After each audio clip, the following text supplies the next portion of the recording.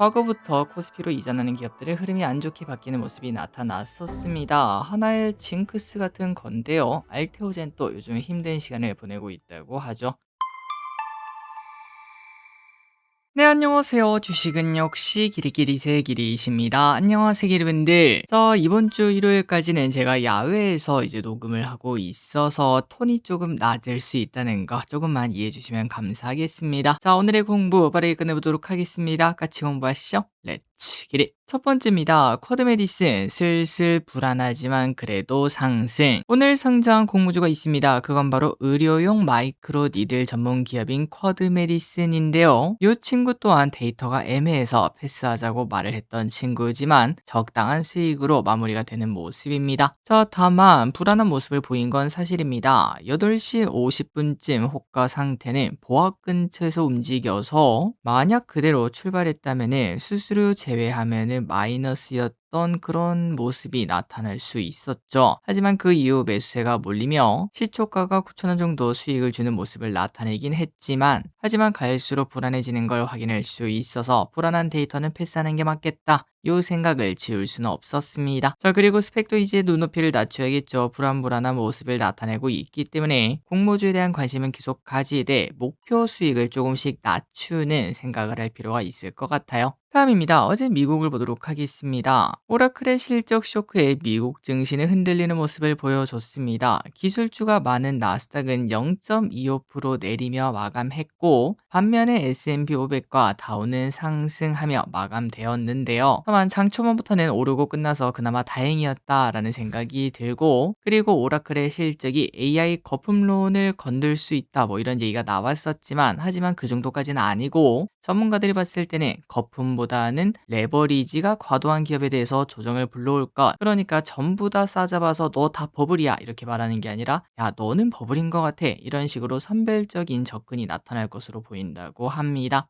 그리고 이 와중에 브로드컴도 실적을 발표했는데요. 강한 실적 가이던스와 시장 예상을 웃돈 실적을 발표했습니다. 서프라이즈가 나왔죠. 그래서 실제로 실적 발표 후 급등하는 모습을 나타냈는데 하지만 시간에서 쭉 하락하다가 결국 마이너스 4% 정도 하락하는 모습을 보였습니다. 그래서 지금 시장에서는 그만큼 눈높이가 높구나라는 생각을 해볼 수 있겠네요.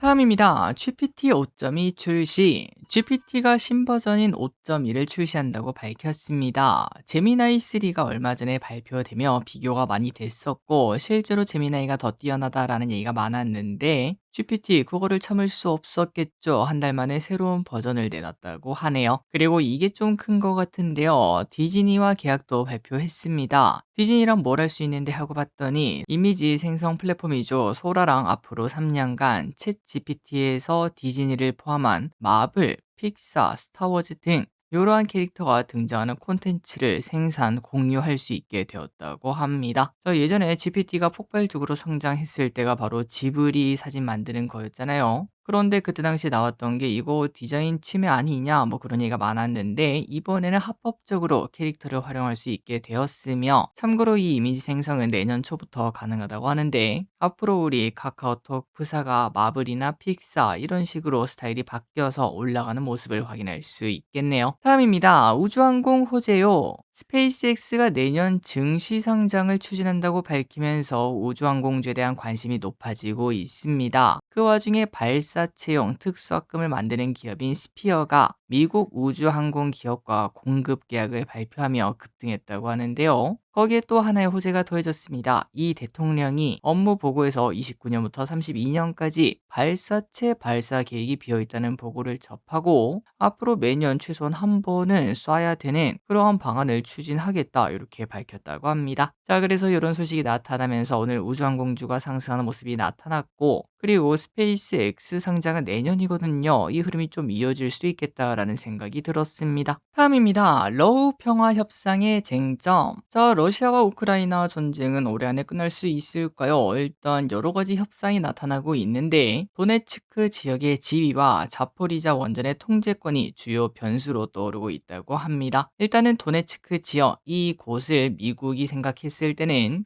다들 철수하고 이걸 그냥 자유경제지대를 조성하자 이렇게 말을 했는데, 하지만 러시아는 그거보다는 그냥 DMZ로 만들자라는 입장을 꺼냈고요. 그리고 또 다른 핵심은 바로 자포리자 원전입니다. 이 원전은 세계 10대 규모 원전이자 현재 러시아의 점령지인데, 러시아는 우리가 이거 계속 통제권 가져갈 거임, 이미 내 땅임, 이렇게 말을 하고 있고, 그러면 미국은 아이 그래도 원전인데 공동 관리하자 이렇게 제안하고 있다고 하네요. 자, 다만 이 와중에 트럼프는 급합니다. 올해 안에 끝내야 되거든요. 조기 타결 데드라인까지 제시하며 압박하고 있고, 유럽 주요국들도 숟가락을 들고 협상에 뛰어들고 있다고 합니다. 올해 안에 끝날 수 있을지. 자, 하지만 이 와중에 유럽은 저 전쟁이 끝나도 걱정이라고 합니다. 이제 저 러시아가 유럽을 공격하면 어떡하나 이런 생각을 하고 있다고 하는데요. 나토 사무총장은 앞으로 5년 내 나토 국가들이 러시아의 다음 표적이 될 수 있다라고 발언을 했다는 소식. 지금은 나토가 우크라를 지원하고 방위비를 지출하고 무기 생산을 늘려야 되는 때인데, 그런데 지금 다들 아니란 모습을 보이고 있다며 비판했다고 합니다. 물론 이달 초 푸틴은 러시아가 유럽이랑 전쟁할 계획은 전혀 없다. 다만 유럽이 원하면 당장 시작할 수도 있다. 뭐 이렇게 말을 하긴 했지만, 하지만 2022년에도 마찬가지였죠. 나는 전쟁할 생각이 없어요 해놓고 바로 우크라를 침공하는 모습을 보여줬기에 유럽도 좀 긴장감을 가져야 된다, 이러한 발언도 나타나고 있다고 하네요. 다음입니다. LG CNS 목표가 9만 원이요. 올해 초 우리에게 실망감을 안겨줬던 LG CNS, 물론 그 이후에 상승해서 결국 소폭 이득을 보고 매도하긴 했고, 다른 공모주에서 이미 손실을 만회하긴 했으나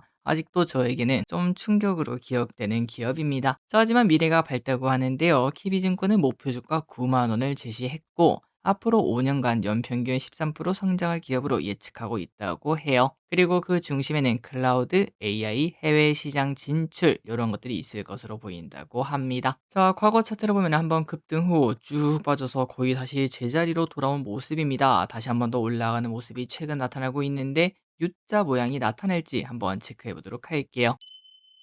다음입니다. H7 만도 내년에도 좋다. 자동차에 대한 기대감이 큰 것 같습니다. 로봇 그리고 자율주행 시대의 중심에는 자동차 기업이 있기 때문이겠죠. 대신증권은 H7 만도에 대해서 내년에도 우상향할 전망이라며 목표 주가 8만 원 유지했습니다. 지금 사도 50% 먹는다는 것. 그렇다면 그 중심에 뭐가 있는가? 바로 로봇과 자율주행이 있는데요. 일단 로봇에서는 액추에이터 사업을 공식화했고, 자율주행은 전자식 제동, 조향 부품 라인업 등을 구축하겠다라는 얘기가 등장했습니다. 자, 여기도 주봉 보면 차트가 참 이쁘죠. 오른쪽으로 길게 기어가다가 이제 겉토양 터지면서 쭉쭉 올라오고, 이번 주는 좀 조정받는 모습인데, 지금이 과연 기회일지 21선을 지키는가가 중요할 수 있겠습니다. 다음입니다. 증시가 좋으니까 ETF도 가득가득. ETF가 많이 나오고 있습니다. 사람들이 주식에 관심이 많다 보니까 ETF도 활기라고 하는데요. 올해 상장한 ETF가 몇 개게요? 무려 160개입니다. 엄청 많죠? 이 정도면 거의 이틀에 하나씩 나왔다고 볼 수 있는데, 그리고 또 분위기가 좋다 보니까 조단위 ETF도 여러 개 등장했으며, 또 수익률도 100%에 육박하는 ETF도 등장했습니다. 그리고 섹터로 보면은 금이 많고요. 그리고 미국도 많고요. 조선, 방산, 원자력, 반도체 이쪽에 좀 이제 몰리는 모습이 나타났고, 그만큼 올해 요 섹터들이 뜨거웠구나라는 걸 느낄 수 있습니다. 내년에는 어떠한 ETF가 등장할까요? 다음입니다. 최근 테마라고 해야 될까요? 시장에서는 땅을 가지고 있는, 야 이게 무슨 테마인가?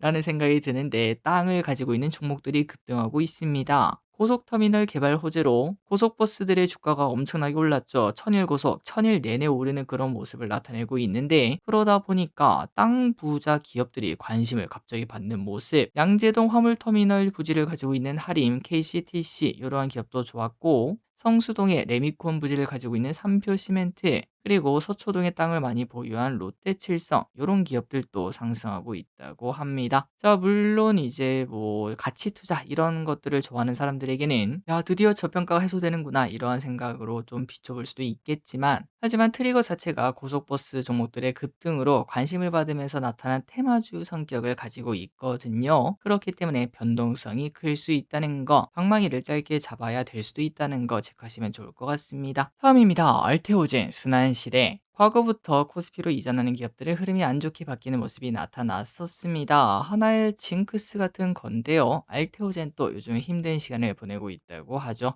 자, 지난번에 할로자인 그리고 머크의 소송전 때문에 크게 급락했고, 개인적으로는 뭐 바로 회복해 주겠지, 뭐 예전에도 그랬으니까 라는 생각을 했는데, 하지만 회복을 못하고 오른쪽으로 기어가더라고요. 그래서 뭔가 더 있나 뭐 그런 생각을 하면서 지속적으로 체크했는데, 오늘 갑자기 또 악재가 등장했습니다. 이번에 할로자임이 알테오젠을 처음으로 공격했다고 합니다. 지금까지는 할로자임이 알테를 직접 공격한 적은 없었는데, 그래서 세간의 평가도 알테오젠은 무관하다, 과도한 조정이다, 이런 얘기가 정말 많았죠. 하지만 이번에 할로자임이 직접 미국에서 알테오젠을 대상으로 무효 심판 청구를 걸었다고 하며, 오늘 알테오젠은 4%나 하락하는 모습입니다. 다시 알테오젠은 부활할 수 있을까요? 다음입니다. 원전주가 오랜만에 관심을 받았다는 소식입니다. 자, 왼쪽에 원전 차트 참 이쁘지 않나요? 두산에너빌리티 상승 후 이제 기간 조정, 상승 후 기간 조정 후 다시 상승을 노리는 모습인데, 이 와중에 좋은 소식도 나타났다고 합니다. 두산에너빌리티가 미국 엑스에너지의 SMR 16대의 핵심 소지를 계약했다는 소식이 나왔어요. 자, 이러한 소식은 미국에 빠르게 진출할 수 있다는 증거가 될 수 있을 것 같고, SMR의 시대가 빠르게 온다는 증거라고도 볼 수 있겠죠. 내년 초 이제 대형주 쪽에서 반도체와 원전 콤보가 터지는 걸 저는 개인적으로 기대하고 있습니다. 그 중심에는 삼전, 닉스, 두산에너 이 친구들이 있겠죠. 다음입니다. 구리 가격이 오르고 있다고 합니다. 그러다 보니까 관련주가 슬슬 부각되고 있는데요. AI 데이터 센터 급증의 이유와 미국 경기가 좋아진다는 전망 때문에 수요는 많은데 공급이 부족한 상황이 이어질 것으로 예상이 된다고 합니다. 그래서 실제로 올해 구리 이미 35% 정도 오르고 있는데, 내년에도 더 좋을 것, 이런 얘기가 나오는 거죠. 자, 관련주 하면은 바로 전선이 떠오릅니다. 왼쪽에 LS 마린 솔루션을 비롯한 여러 가지 기업들이 있을 것 같은데, 이미 차트를 보니까 이쁜 모양이 만들어지고 있네요. 여기도 계속 관심을 가지도록 하겠습니다. 마지막입니다. 작년 신혼부부 통계 결과가 나왔습니다. 핵심만 빠르게 보자면은, 일단 연간 신혼부부 수는 쭉 100만 쌍을 웃돌았는데 코로나를 겪으면서 줄었다고 해요. 그래서 5년 내외 신혼부부 수는 95만 쌍으로 떨어져 있는 상황이라고 합니다. 자, 그렇다면 우리가 가장 또 궁금한 거 아니겠습니까? 신혼부부의 연간 평균 소득은 얼마인가? 합쳐서 7,629만 원이라고 하고, 아파트에 거주하는 비중은 77%라고 합니다. 그리고 개인적으로 이게 충격적이었는데요. 신혼부부 중 42.7%는 주택을 직접 소유하고 있어서 진짜 결혼하기 전에 집을 마련하고 결혼한 사람들이 많구나라는 생각을 해볼 수 있겠네요. 그리고 이는 1년 전보다 1.9% 상승한 수치. 마지막으로 신혼부부 중 자녀가 있는 부부의 비중은 51.2%로